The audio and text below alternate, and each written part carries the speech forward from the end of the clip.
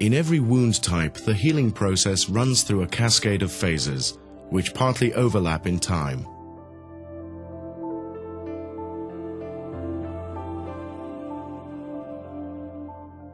The immediate reaction to injury is a contraction of the capillaries to reduce bleeding.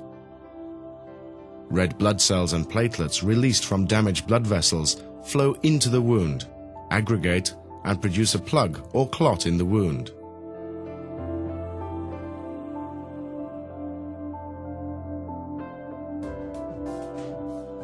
The first step in the inflammatory process is dilatation of the capillaries.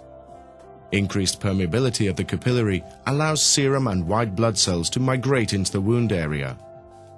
Here, the white blood cells differentiate into different cells, including neutrophils and macrophages. Neutrophils and macrophages are attracted to the damaged cells and bacteria by chemical substances.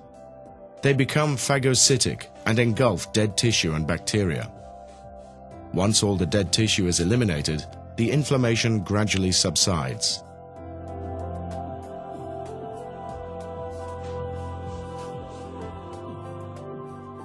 During the proliferation phase, the wound is filled with granulation tissue.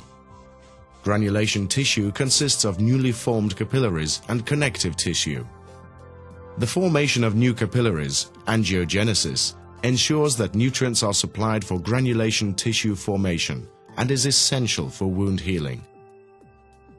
Fibroblasts are the predominant cells in the proliferation phase.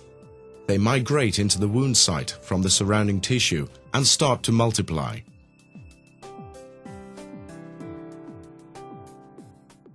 In the last part of the proliferation phase, the wound is made smaller by wound contraction.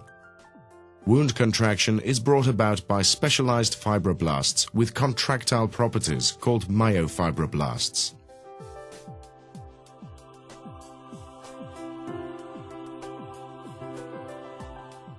When the granulation tissue filling the wound is almost at level with the surrounding skin, re-epithelialization starts. The epithelial cells change shape to facilitate locomotion and crawl across the wound bed to cover it. Migration stops as soon as cells regain contact. The cells change back to their normal appearance and reattach themselves to the basement membrane. The wound is closed.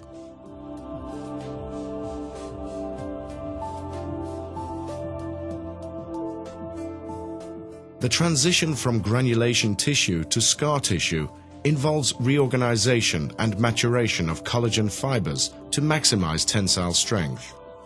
During remodeling, the fibers are orientated along the lines of tension and cross-linked to form a strong wound. Remodeling can take up to 2 years after wounding.